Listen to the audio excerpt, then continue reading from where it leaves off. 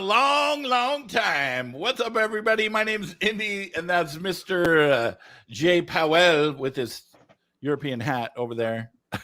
Powell, and welcome to Indie Game Business. I would also like to remind you, Jay, and Mason too, on Discord, slide the volume down on each other so that way it's not echoing.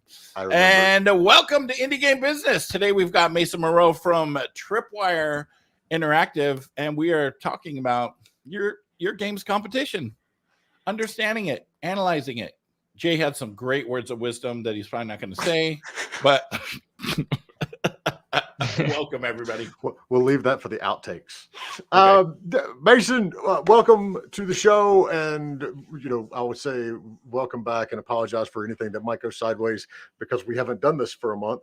But tell us, we always want to start in the same place. So tell us how you originally got into the industry and walk us through your career up to this point. Yeah, for sure. I mean, first off, thanks for having me. Super excited to sit down and chat with you guys. My start in the industry, I guess where should I start? I guess, when I first started college, I studied, I picked my major, advertising and public relations. I think at the time I was kind of getting the idea that like video games PR and video game advertising was where I wanted to go. And so, I just kind of kept working towards that while in college. And then out of college, I landed a job at an accessories company called Control Freak. I don't know if you've heard of them. They make these attachable thumbsticks on the controllers, where I started running the company's blog there, as well as doing some social and marketing and PR activities. So that's kind of where I got my start. But then my current manager is someone who I used to work with at Control Freak. And so when there was a marketing opening on the developer side of the gaming industry, I sort of jumped at that opportunity. And the rest is history. Now I'm here. So, welcome. I mean, there's a lot of things that go on, obviously, at a publishing company when it's regards to marketing, PR, social media. Walk us through a bit of your day, in handling marketing for a publishing company. For sure, yeah. I think one thing that can be unique about marketing sometimes is that the day kind of changes based on what's needed. So, on one day I could be scheduling out some organic social posts, and then spending the next half of the day like building a paid media campaign that goes along with those social posts. And then, another day we could be sitting down as a team and putting together a go-to-market strategy for one of our new publishing titles. Or we could be meeting with an ad agency about a launch media campaign. I think it kind of varies based on what's needed. It's a lot of planning and then execution, and the planning stage is always much longer than the execution one. But yeah, it kind of fits into one of those two buckets, planning or execution.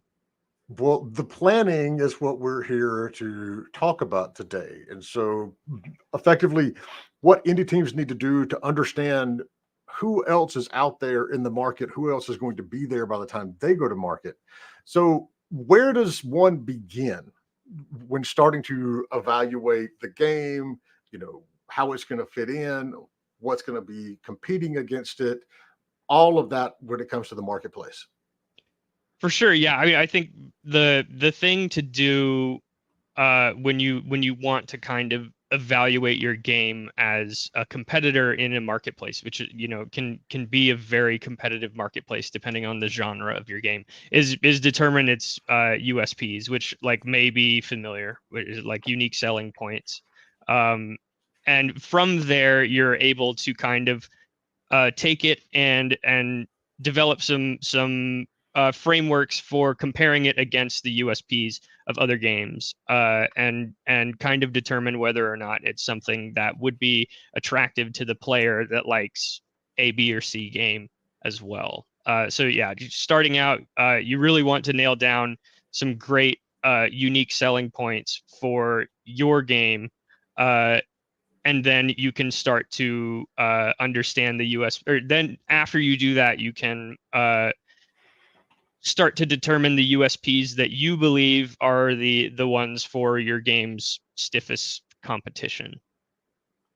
So, over the last couple of weeks, I've been to 2 conferences, and I've had roughly 30 games pitched to me in 2 days last week. So I see a lot of these pitch decks and what developers are putting in as USPs, what they're putting in as features.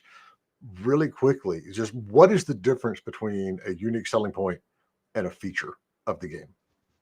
I think a unique selling point versus a feature is like a unique selling point is something that sets your game apart. A feature could be, you know, that like if you're evaluating a multiplayer game, like they'll put a feature in that says there's, you know, a robust, you know, post-launch plan. Like that's a feature, but it's not necessarily a unique selling point, because most multiplayer games nowadays do have a robust sort of like post-launch plan for content or something like that. So I think that's kind of the key difference between what is a feature and what is a USP. Is a USP is specifically targeted at helping you determine what sets your game apart. Something that I kind of double back to a lot is something I learned in you know, some advertising classes is, you know, the store shelf philosophy, I guess, is like when you're looking at putting a product into the market, it's important to also kind of analyze how it's going to appear on the shelf next to all of the other products like it in the store, right? And that kind of way of thinking extends all the way to the you know, inner workings of your game and the design of your game and that kind of thing. Like, how is it going to stack up against the things that are just like it? All right, so that shelf philosophy is actually a really, really good point, and it has had a major evolution in our industry. I mean, obviously, whether people realize it or not, back in the day when you had to go into a GameStop or a Best Buy or a Walmart, all of that shelf placement and exactly where the games were on the shelf was basically determined by how much the publisher or the distributor paid Walmart or GameStop.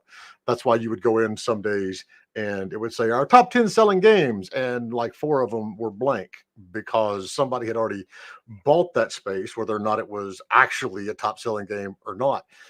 How does that, when you're looking at a shelf, obviously your game box needs to stand out versus everything else, but how does that translate into digital? How would you take that theory to the next step and say, how are you making your game stand out on a platform where there aren't like shelves? For sure. Yeah. It's kind of similar as like if you think of Steam or the Epic Game Store, the PlayStation or Xbox marketplaces, like they're also their own sort of digital storefronts with that same type of visual competition for real estate. So like how you make your game stand out, like a lot of those principles do carry over. Just in like say you're making a real-time strategy game, and you realize that all of the real-time strategy games that are direct competitors to yours, they didn't spend as much time as they could have on some poppy key art, right? So like that is maybe something that you try to nail down as one of your USPs, because it will help your game stand out amongst the audience who is interested in that sort of thing. And so it's maybe not always something that's explicitly about the game or the gameplay that can be a USP. So what are some of the more practical, I want to drill down on USPs real quick and then we'll go back to everything else, but what are some of the more practical ways of sitting down and determining what your USPs are? And like you said earlier, why it's not just a feature because you have a robust post-launch plan. Yeah, I think it's the first thing that I do when you know a prospective published title kind of hits my desk from the publishing side of Tripwire is you know, we sit down and we determine like what are the direct competitors. Like, what are we up against? And what are the expectations for games in that space, right? And so when you determine who your direct competitors are, it'll start to sort of materialize, and you'll be able to see like, oh, amongst all of these games, like these ideas and these directions I'm taking this game are actually more unique. And sometimes USPs are discovered rather than planned or kind of intentionally placed there, right? So I think the first thing practically to do to help determine your product's USPs is understand the USPs is to pick the competitors and start to analyze them, which like there are many frameworks to kind of make sense of all of that, because sometimes it can be a lot of information. All right, so let's use a practical example real quick. All right, so Mhm. did you work on the marketing and launch and go to product for Deceive? I did, yes. Okay, all right. So Mhm. when first looking at this, first let everybody know what Deceive Inc. is, because I do think it is a fairly unique place in the market, and then we'll go into a little bit more practical stuff. Sure thing. Yeah. So Deceive Inc. is it's a stealth-based extraction shooter that's very much focused on hiding in plain sight and extracting with an objective, whether working with a team or going solo. Everyone plays as an agent who's dropped into a very large sprawling map and has to disguise themselves as NPCs and work their way through the different sections of the map to get to the final extractable objective and then extract with it. So it's definitely a unique multiplayer game when stacked up against a lot of the typical multiplayer fare right now. Like it's not that sort of action packed. I mean, it does have a lot of action. I don't want to sell it short, but it's definitely something that had a lot of USPs when we evaluated it, because it was kind of capitalizing a bit on the social deduction trend. It's got a flavor of that extraction shooter in there, and so there were all these kind of buzzy genres that were mixing in when we started evaluating it. All right, and so because of that, and this is Mhm. this is why I wanted to focus on that game, not only because I knew you were familiar with it, but because it does have that indie feel. This is not Tripwire made an action game where you drop into a map and there's 300 people and you all shoot each other and get weapons on the way in. When you're dealing with something that is cross genre, I mean, we were talking about Dave the Diver, before the show Mhm. started. Deceive Inc., where you're blending social deduction versus multiplayer shooter versus extraction. How do you go about determining the USPs first, and then we'll build through the go-to-market plan on it? Yeah, I think you kind of start with picking the most obvious things that are unique about the game, right? Is like, if you feel like you're going to, or like your game has a specific formula that no other game has, then like you kind of need to make some bullet points and explain why that is, and then you'll have those bullet points, and then you take them and cross-reference them with what you've determined to be your competitors in the market, and that's when you start to actually see what is a USP, what is a thing amongst these bullet points of things that my game has that none of these other games have or do in this way before. All right. And so once you've got that broken down, and obviously with a game like this, it's going to come from multiple different genres. How is this different than Among Us versus how is this different from Escape from Tarkov, or whatever the other genres are that is blending together are going to be? Mm-hmm. What goes into building that go-to-market plan with regards to your competition in the market and all that kind of good stuff? Yeah, so the thing that I've been employing since we've been evaluating titles in Tripwire Presents, our publishing branch, is something called a SWOT analysis. It stands for strengths, weaknesses, opportunities, and threats, which are divided amongst intrinsic and extrinsic sort of factors. So what I will do is I will build a SWOT analysis with all of the competitive titles. I will kind of list out everything amongst all of the competitive games, all of their strengths, weaknesses, opportunities, and threats, and then kind of fill out the game that we're evaluating. And then it's kind of just this qualitative, speculative document that is a means of comparing and discovering what maybe the player's expectations for this genre of game could be, or the market's expectations, I'd rather say. Because like if you know there's one game that I'm evaluating and all of our comp titles or you know we feel like it's going to hit a Metacritic score of like 75, you know, and then all of the comp titles have a average Steam review and Metascore of like 95, then that's, you know, a bit of a red flag, and we'll have to double back and say you know, something like we'll have to kind of evaluate why these games got 95s and go from there, right? So it's a way to sort of discover market expectations. All right, and so we've got a question coming up in the Discord already. So how do you deal with USPs of a genre being a moving target, where what you started as might become what a USP you started with might become commonplace during development?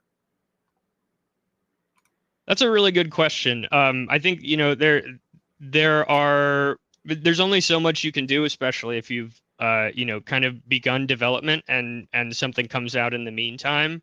You know, that's like a big decision, is like whether or not you'd have to kind of go back to the drawing board and like, I guess on the marketing end, you know, if we saw a certain feature in a game that we're about to release becomes more commonplace in the industry as a whole, or in the market that this game is targeting, you know, we might kind of try and shift focus over to one of the other USPs of the game, because, you know, the more USPs you have, you know, the more nimble you can be when it comes to developing and marketing and messaging of your game.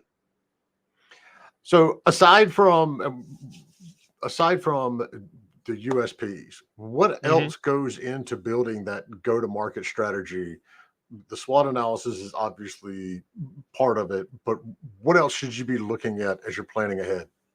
For sure, yeah. I mean, so I think a lot of what I sort of help our publishing team do alongside the green light evaluations before we sign a game, and just after we sign the game, we do a lot of work to sort of determine the core audience of the game, right?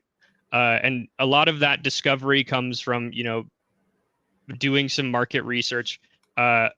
Social ads have actually been pretty beneficial in that regard, to kind of pick some interest targets, see how they perform, and they're actually pretty cost effective. Like a lot of people, I think they think of paid advertising and they think they have to drop, you know, tens of thousands of dollars to do anything. But something we've discovered here at Tripwire is that sometimes like a small paid social ad spend can be something that really helps as a market research tool. And it could be something as easy as dropping in $100, you know, and picking the interest targets that you think are the core audience for your game, seeing whether or not that performs, and, you know, rinsing and repeating until you land on the audience that you really think is going to respond to the game.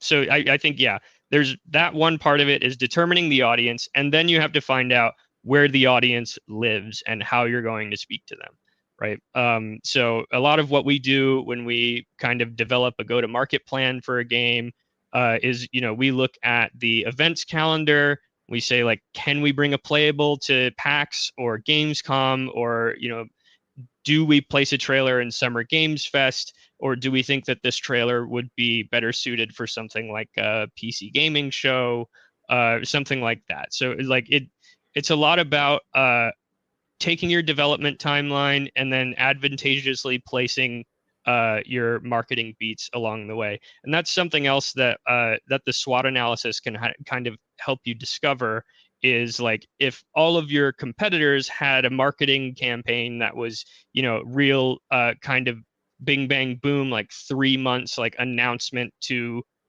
release, then maybe you shouldn't do a year-long campaign like that. Those sorts of discoveries are kind of how you start to build the go-to-market plan based on the consumer expectations that you've discovered through doing all of this research. So what, especially for indie devs, because we have Mhm. seen that timeline. It used to be for all games. It's like you got to start marketing a year in advance.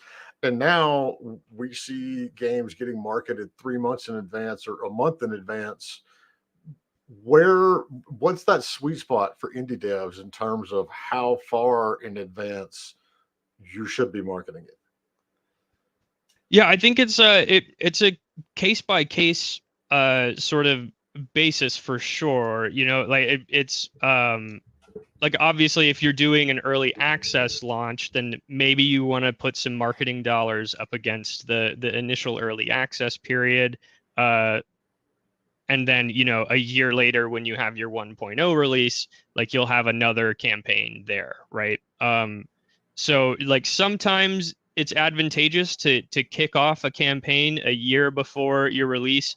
But you know, like the competition for share of voice can be very, very hard sometimes. And especially, you know, if you're going up against, like if you plan on releasing your game like up against any sort of giant AAA release where, you know, everyone's eyes are going to be on those things, then maybe it's more advantageous to truncate your campaign and really just focus on concentrating all of the beats that you had into a smaller window of time where you're just hitting everyone back and forth with a bunch of you know, awesome promo before the game comes out.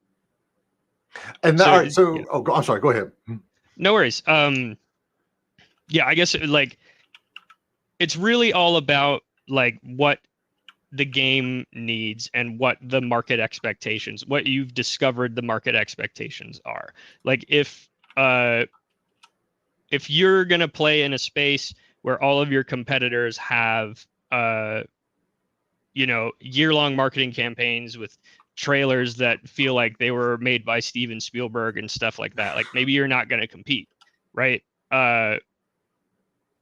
So like it's all about just determining like what is right for this particular game. And more often than not, if it's an indie game, then a campaign that is shorter and more active versus one that's based on sort of drip feeding content and building hype is maybe the better way to go. All right, so it is absolutely perfectly timely that you bring up release dates, because there was an article just this morning, and that's what I was like, if you heard me typing, that's what I was looking up. Okay. This is not just an indie thing. This is AAA stuff too. So Starfield announced their launch date, which was right in the window of Baldur's Gate 3. So Right. then Larian, a couple of weeks ago, moved up the Baldur's Gate 3 launch to early August. And in return, Stray Gods has moved their release date to avoid Baldur's Gate. And so as we get closer to Q4, these things start happening more and more and more. And, you know, the thing that I always tell indie devs is, for God's sakes, do not launch in Q4. You're For sure. you are destined to get buried if you do that. But it is important to, you know, keep an eye on what's going out, because it's not only an indie dev problem. I mean, here you have major AAA games that are literally avoiding one another because they know that their demographics and their audiences are going to cross over, and people are going to buy one or the other. And so, yeah, that was just a very timely comment from you on that one. So with regards to, you mentioned understanding where your audience is, which this is a constantly evolving thing. People that have listened to the podcast know I ask this question like every single time, but that's because it changes a lot. where are people? What is, demographic wise, what are the best social channels, the best marketing avenues to pursue right now for indie games? Yeah, I mean, I think the base layer for any type of like paid advertising is always going to be Google, like Google Display and Google Search. If you're looking for somewhere to put marketing dollars in a way that's going to perform and be meaningful and have a lot of different options for targeting the audience, Google is gonna be that base layer that you should definitely consider. That being said, there are like opportunities with paid media sites like IGN and stuff where you can pay for ads on those platforms that have been seen to yield a return. But I think it kind of depends on what the game is and who it's targeting. If you're making a game and you assume or you presume that your demographic skews younger, maybe you're going to want to be active on TikTok and Instagram, right? And Snapchat, right? And like the social platforms that are more kind of skewing towards the younger demographic, right? If you are going more for some people who are a part of niche communities, maybe you should look at paying for Reddit ads and even Facebook and Twitter, have pretty good baked in niche communities that skew a little bit older than the platforms I mentioned for young people. But yeah, it's kind of just kind of about determining, where are the people in my sort of demographic and psychographic targets playing the most, like where are they spending the most time when they go online, and picking those places, right? All right, so I had a question to follow up, and then you mentioned something, and I have an even burning question. One of the Mm-hmm. places that I almost never hear people talk about promotion is Snapchat. So, Mm-hmm. legitimately a good location to promote your game? Yeah, I mean, I think it's one of the more popularly used by Gen Z. Uh, so if you're going to be advertising to an audience that maybe is into esports or into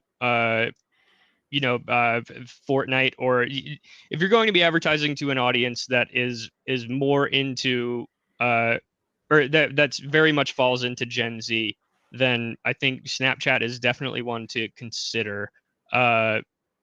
And that's also something that like an agency, if you were to contract with one, would kind of put together a recommendation for.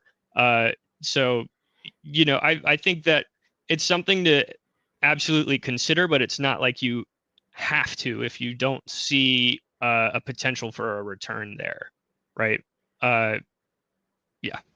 Does that answer your Oh, yeah, question? no, it was just interesting because that one, and I'm Gen X, so but I'm doing good to remember Snapchat even exists, and Right. so it's one that rarely gets popped up. All right, so all of that wonderful advice for the paid ads. Most indie teams don't have huge budgets, so when they're working with little to no marketing budget, where should they be doing their organic promotion? Yeah. So that's like if you asked me that before uh May, I may have had a different answer. But so now like there has been quite the shakeup on Twitter that's made it a little bit less attractive of a place to be someone who doesn't have a bunch of money to pay for that gold check mark. Uh, it becomes a lot harder. It's become a lot harder to have your content organically circulate through Twitter when you don't have Twitter Blue, or you don't have Twitter Blue for Business and things like that.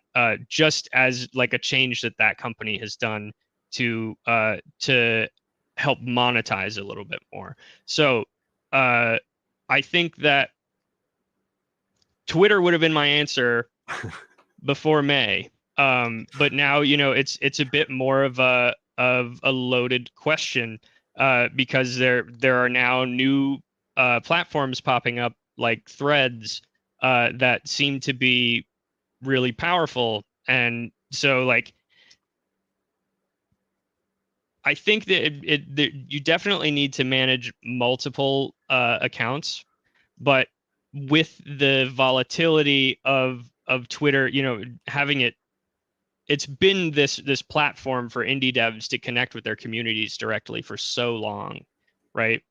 That like I wouldn't necessarily recommend just not making a Twitter account for your game, but echoing whatever you do on Twitter on Threads to kind of hedge your bets and see if Threads makes things organically circulate a little bit more. Would certainly be a good strategy. And on top of that, Discord is always a great place to be adding people in and bringing people in. And if you ever bring a demo anywhere, I highly suggest that you throw a QR code somewhere that lets people join your Discord. It always seems to be the best place outside of Twitter to kind of rally a community around your game. And with Deceive Inc., we have like one of the most fun and like happy-go-lucky Discord communities, and it like part of the reason the game is so good, in my opinion, is because there are so many like active people in the Discord who like throughout development wanted to give advice about how to make the game better and things like that. And so there's that end to it as well, where like community management becomes very important from a QA side of things, because you can start bringing people in and kind of doing a mini early access, if that makes any sense. All right, so Calix has a question, and it's very timely because Threads is new. Yeah, Threads is very new. My experience on it so far is it's a bunch of Instagram people. I mean, like I don't mean that in a good way. Like Instagram models and folks like that, and then memes. And it's like it's not quite there where you can follow the right people. I'm doing my own personal experiment with it and actually blocking anything that's remotely political to see if I can create a social media platform where I ain't got to deal with all that crap. But for sure, what have some of the takeaways that you've seen so far from Threads and how to approach that market versus Twitter and TikTok and Instagram and everything else? Yeah, I mean there's not really a science to Threads yet, like you said, because it's so new. But I think playing there and playing ball there, in case there's something that makes it into a platform where organic discovery is really at the forefront, I think will kind of set you up for success. Like I said earlier, like hedging your bets. It's kind of investing in the future of whatever this can be, just because the social sentiment around it is so much more positive than its competitor.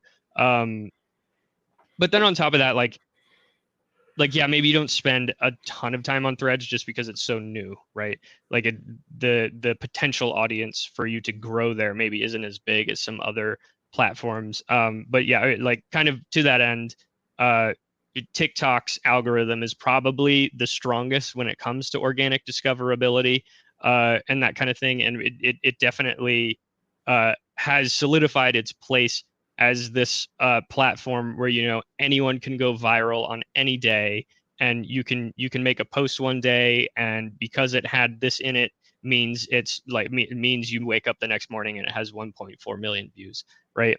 So like TikTok is definitely a place where I would suggest any indie dev, if they understand that area, like goes in and people really do like the sort of behind the scenes stuff. So it doesn't always have to be like, you know, you doing the latest TikTok dance or whatever. Maybe you can just share some inside look at what like indie game development looks like or something like that. And you know, that type of content exists alongside the, you know, the more trendy stuff that people sometimes roll their eyes at. Well, and to be clear, when you're posting about what what indie game development looks like, it should not just be that GIF from Community of the room on fire with Donald Right. Glover just standing there looking around, because that is, you know, what it is most of the time. And For sure. our own community manager, Pepster, says, yeah, point of view content is huge on TikTok. And there aren't a lot of places, especially social media wise and building community wise, that you can share, hey, look, here's a behind the scenes look at our office during the day or whatever, what have you. And so those things do work well on TikTok. All right, next. I'm clicking and I lost all my stuff. All right, so let's dive back to that SWOT analysis first, because when developers pitch games to me and I'm sitting there looking at the pitch deck, there's two things that I'm always looking for to see if they thought of. And one of them is the SWOT analysis. And the other one is marketing personas, because I feel like if the dev has gone far enough to think through that, then they're obviously on the right road to a good launch. So SWOT analysis being strengths, weaknesses, opportunities, threats. How do you go about starting that analysis and starting to plot those points? Yeah, so it all starts with a conversation with the rest of the team and the developers themselves about the competitive titles, right? So what we're doing here is we're doing a SWOT analysis for our game and then picking 5 to 7 games to compare it against, right? So it starts with picking those 5 to 7 games and being really realistic about that. And then we kind of go through and SWOT our game and then do a SWOT analysis for each one of them. So that's kind of where we start out, is really picking those competitive titles and being realistic about them.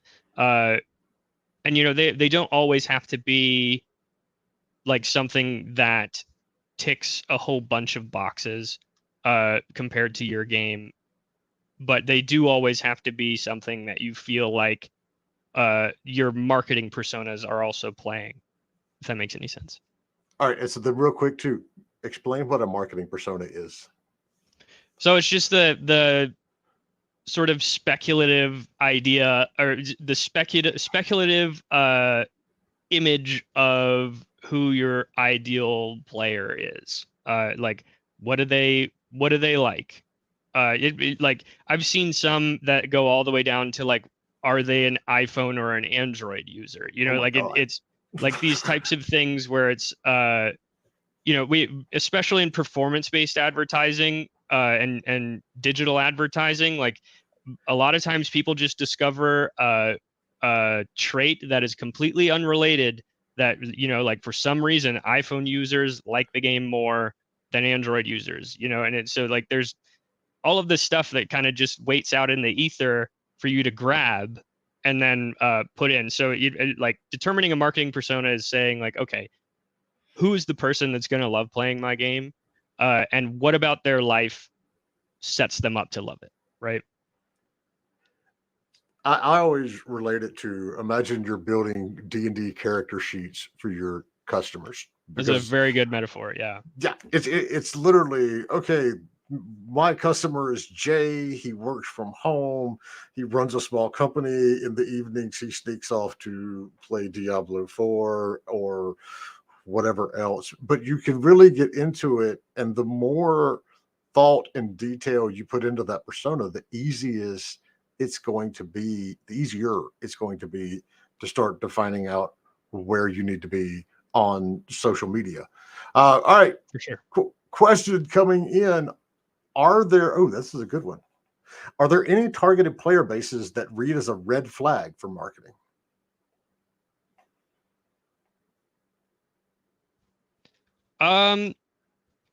Yeah, that's a very good question. I mean, like, I think where my mind goes with that question is like, you know, say your marketing persona is, you know, people between the age of like 30 and 55, right? Let's just say, you know, we're making a game that's very heavy on 90s nostalgia, you know, so people who were teenagers back in the 90s who are really going to like fall in love with something that throws back to that, right?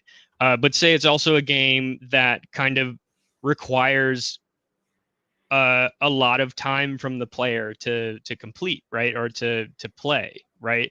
Well, that's an age group that I would consider to have like the least amount of time for games, right?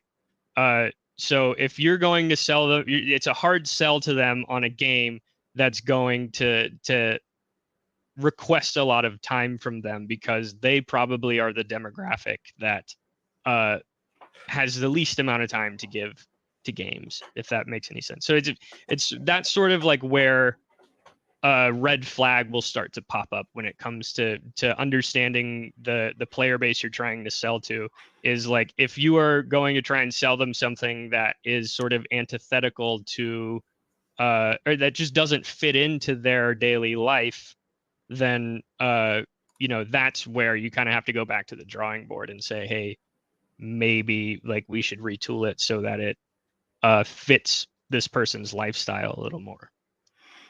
Yeah, which is interesting, given that you would think, especially I'm going to call myself, like, I am the older demographic in this industry. You would think RPGs, that's going to be great. And then Baldur's Gate comes out this week and goes, expect to put 200 to 300 hours into this game. And I'm like, holy shit, I'll be playing this until my kid's in college. Right, exactly. But I'll still play it. It's all good.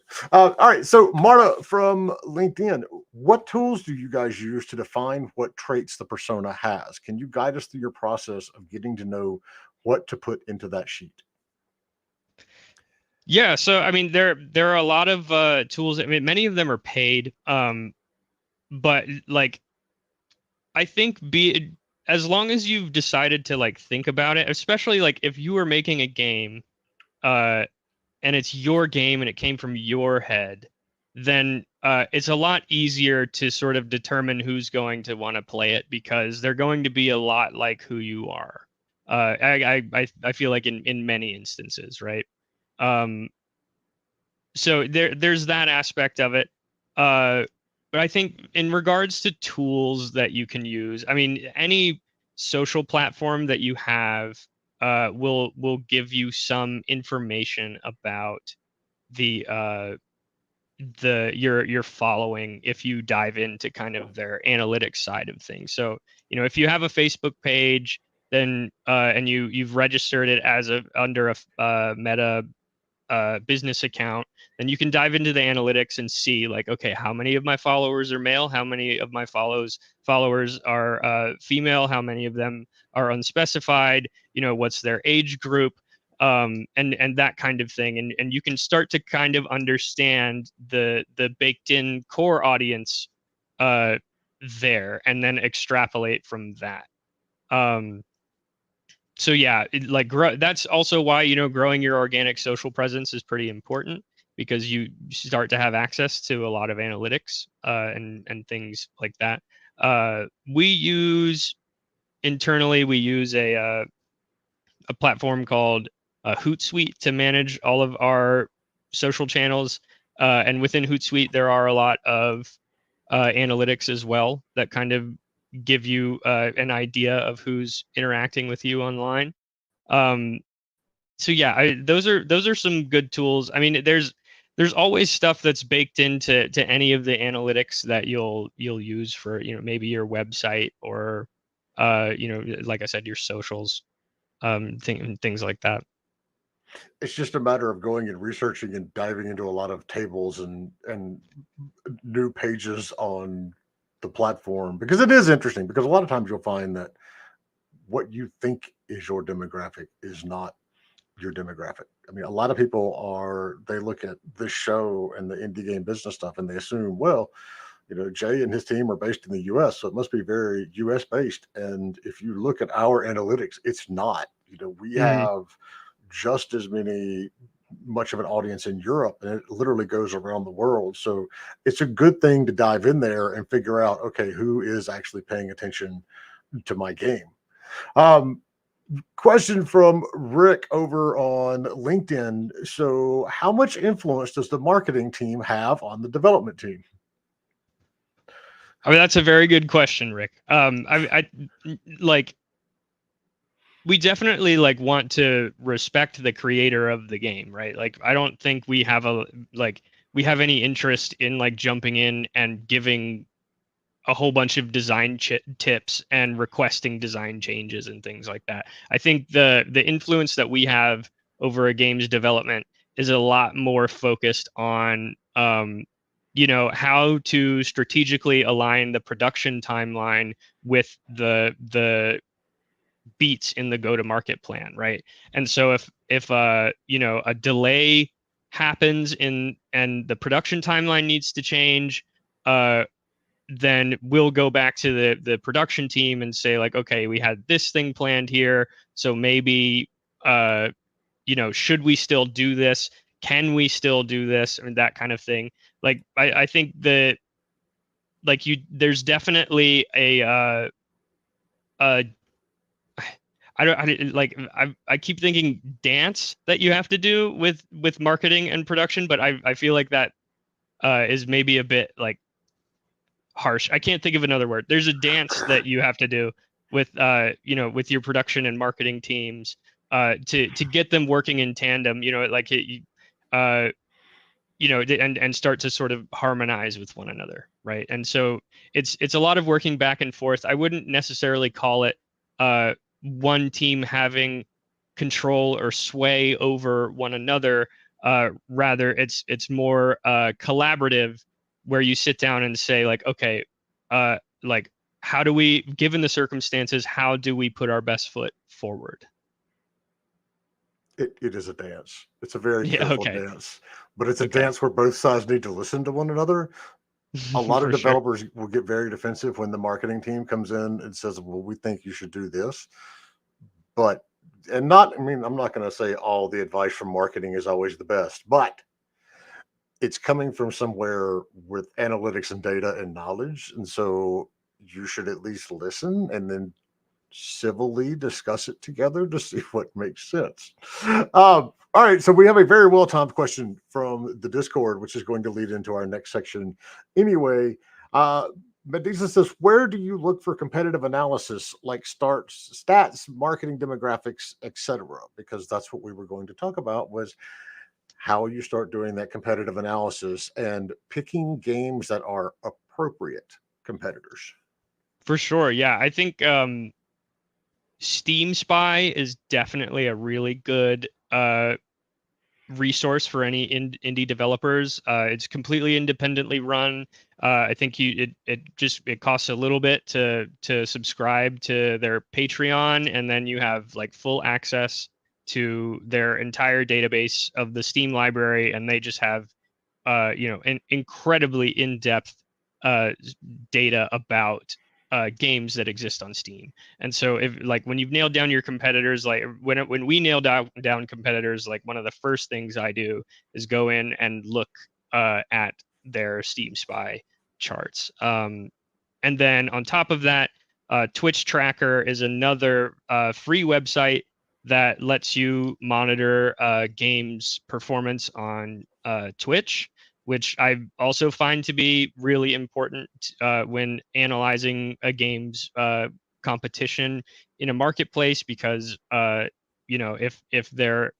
if it seems like it's going to be a game that performs super well on Twitch, but all of the competitors haven't performed super well on Twitch, that's one of the instances where the data kind of works against the intuition. So yeah, Steam Spy, Twitch Tracker, and then kind of, as I had mentioned before, like growing those social channels, diving into those analytics, and understanding the demographics there. All right, so one of the big problems that I see with a lot of devs is they'll come in and they'll pitch a game and they're doing, an RPG, and one of their competitive analysis is Zelda. And I'm like, no. So Right. when looking at these games, what makes it an appropriate comparison versus something that's just AAA and it's not going to, unless you spent $400 million making that game, how do you narrow the ones down that are truly your competitors and your peers versus something that maybe you were influenced by? Yeah, I mean, it's definitely important to be fully realistic when picking your competitors, right? Like, obviously, if you pick, one of the biggest name brands in the industry to comp yourself against, it's not going to be very realistic in terms of like projecting the unit sales and just how much the game is going to perform. But if you decide to pick your competitors and pick a whole bunch of other indie titles that take heavy inspiration from Zelda as their RPG design, then that's when you start to sort of when the actual competition starts to materialize, and maybe your expectations can actually sort of be aligned with what's realistic, right? Yeah, does that answer the question? Yeah, I mean, so practically then, if your Mhm. game is, say you were influenced by Zelda, you don't put Zelda as your competitor or a similar title in the genre.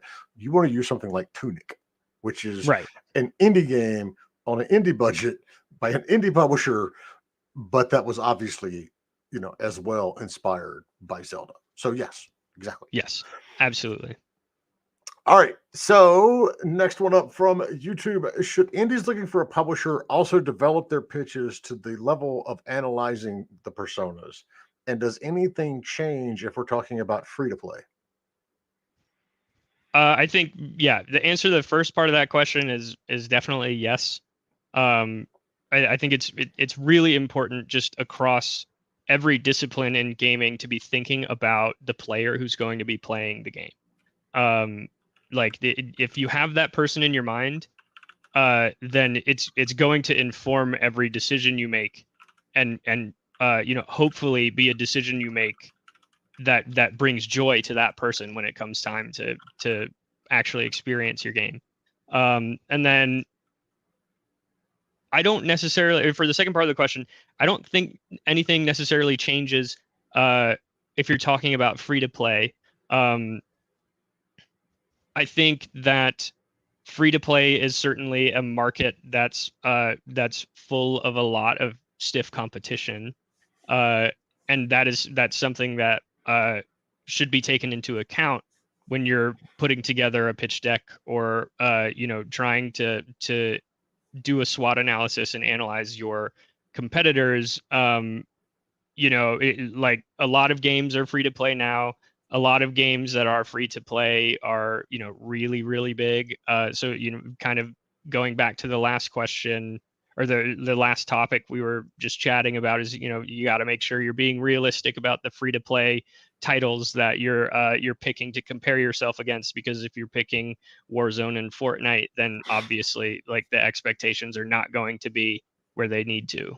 But yeah, I don't think anything changes if you're talking about free to play. I would say, if anything, it's more important on free to play because everything related to free to play success and marketing and user acquisition is so data driven. I mean, it For is sure. For sure. 100% spreadsheets and analysis. So yeah, if anything, understanding that marketing persona is more important on free to play, but it's also a little easier, as long as you know how to do the proper data science on a free to play game. Mhm. It's a little easier to figure it out because it will literally be spelled out in your analytics as to who your audience is. So yeah, definitely more important. All right, and so we got time for one or two more. This one is from our own Pepster, and I love this because yes, My answer is yes. But for you, Mason, since we're talking about age groups, have you ever been pitched a game that's player base is 50 plus? That's a very good question. Very funny question. I don't think so. I can't think of one where a developer has where I've like received a pitch deck and they've been like we're targeting the 50 plus demographic. But I mean that's not to say that they aren't out there. You know, I'm anxiously awaiting the day where a pitch like that blows my mind. So I think there's still a very big stigma against admitting that your player base is 50 plus. Mm-hmm. But yeah, it obviously for a lot of these games, it obviously is. And so, to prove my point, when we were starting to do casual games 15, 20 years ago, but before free to play came along, when you like went to Big Fish and you bought a hidden object game or you bought a match 3 game and it was $20 or whatever, the well-known, well-proven demographic was those games appealed to women 35 and older. Mm-hmm. Those genres are still around. It's been 15, 20 years. They're well over 50 in many cases. The other genre that is very much the realm of the 50 plus gamer but aren't marketed that way are hardcore simulations. The majority of the people that play things like, World of Tanks, World of Ships, World of Warships, the very detailed, like the DCS flight simulators, the majority of those gamers are actually companies coming out. They may be targeting their advertising to hit more of the 50 plus gamer, but they're not coming out and point blank saying that they're targeting the 50 plus gamer. For sure, yeah, that totally makes sense. Oh well, no. Peps are saying, with thinking the Gen X and millennials getting older, the more games will be pushing towards older group. Gen X here, yes, and we will verify that. But at the same time, oh wait, what? So Mendoza says AARP actually ran a series of study on 50 plus gamers. It really is an underserved market. If you have a link to that report, pop it in the Discord. I actually want to read it since I may or may not be getting to the age that I'm starting to get correspondence from AARP. All right. So next question: what to do as an indie when many comparables are clearly underpriced? Very good question. Yeah, that's a great question. I think that you can do a few things. I think what that communicates is that there is misaligned expectation in terms of value for a game in that space, right? Like the players are expect to not pay a whole bunch of money for a certain degree of content, right? So if you feel like your game is going to have a lot more content than games that are at that certain price point, then it's certainly worth looking at, bumping the price up a few dollars. But if you want to remain competitive with the games, if you want to remain competitive with the games that are in your competitive sort of wheelhouse, then it is important to kind of meet the expectation of the audience, even though it may not feel like that's how valuable your game is. This actually, and this is how this can hurt you when you're pitching to publishers, because this came up several times with teams I met with last week. If you go and start telling me in that pitch deck that your game is going to launch at $4.99, you have to keep in mind, one, the golden rule of you can always lower a price on a game. You can't ever raise it. And so when you're dealing with so much of the volume of a game's unit sales, do come from Steam sales or sales in general across these platforms. How are you going to lower a $4.99 game and effectively make any money? The other thing is you're causing that publisher to do a completely new realm of math on how many units they're going to have to sell, because they're going to have to sell a whole lot more units at $5.99 than they are at $15.99. It's one of those things that I never ever recommend developers aiming at a $5 price point. You know, in my mind, it should always be 15 or above. But yes, I do understand the $10 price. But you can effectively hamstring your pitch by coming in and saying you want to launch at $5.99. All right, Mace, thank you so much, man. This is awesome. On boots on the ground advice when you're doing this sort of stuff. We got one more question from Sharky Shark, and then we're gonna roll out and wrap up. So, what do you do when there are very few comparables, such as free to play CCGs out there, and most of them are AAA?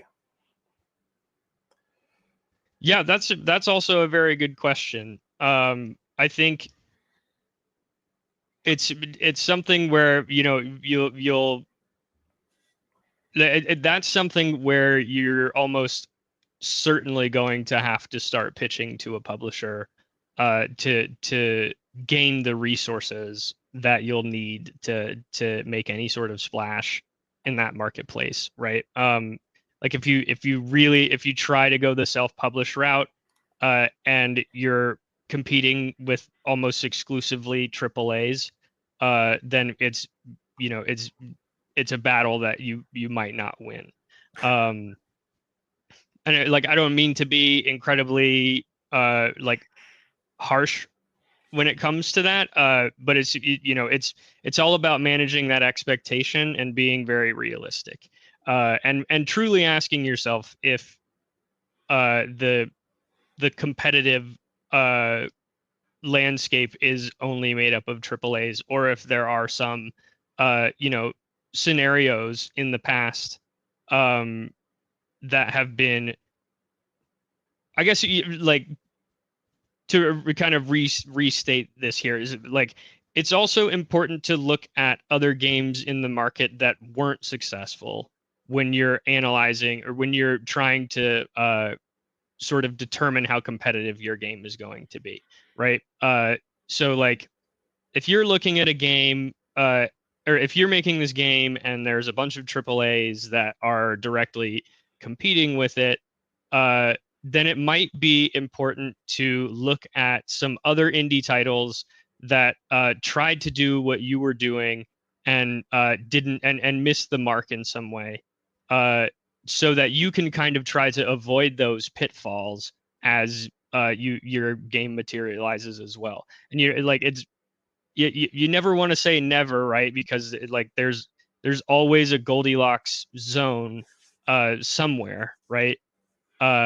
But you know, if you're making a game and you feel like the competition is stacked against you, then the best thing you can do is just learn from you know, learn from the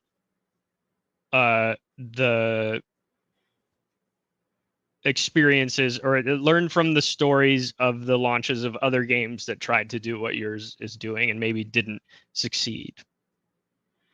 And I will say, it's not impossible. You can place indie CCGs with publishers. I know this because I have done it recently. So it's not a complete lost cause.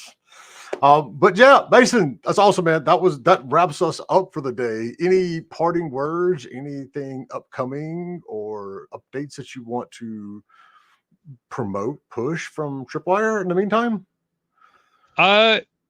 Nothing. I really, I mean, like, I'd love to plug our socials, you know, if you want to follow along with what we're doing, definitely, come, you know, join us, at Tripwire Interactive on, you know, Twitter and Instagram and Facebook, and at Play Deceive Inc. If you want to follow along with some of the stuff that's happening on Deceive Inc. We're doing a lot of fun stuff on, the Deceive Inc. socials right now. So, you know, would love for anyone to hop in and, you know, play along with us. You know, we love our communities here at Tripwire. So, if you want to stop by, please do. But that's really all I'd have to plug. I really appreciate you guys having me. It was super fun. It's our pleasure. And y'all have done an immense amount to help us over the last year or two as well. So, Dan. Yes, sir. Thank you so much, Tripwire Presents, for sponsoring Indie Game Business. We do really appreciate you so much. And we thank you, Mason, for coming on here. You guys join the Discord, discord.gg/Indie Game Business. Come on and hang out. Our next Indie Game Business conference is in September. That's coming so close. Don't tell me that. Yeah, I know it's coming up close. It's next week. I don't need to be reminded. Next week. I'm not muted in the stream, just muted in the Discord there, Miss Pebs. There we go. Now I'm not muted. So yeah, I don't need to tell people to join the Discord that are already in the Discord because they're in the Discord. So hey, why don't you follow us on Twitch, twitch.tv/Indie Game Business, and we're also on YouTube and on LinkedIn. Thank you so much. We'll be back. We've got 3 more broadcasts scheduled for Friday. Next Friday after that, the Friday after that, and the Friday after that. So stay tuned. All that stuff has been scheduled, and we're ready to roll. Thank you so much. All right. Thanks, everybody. Bye. Take it easy.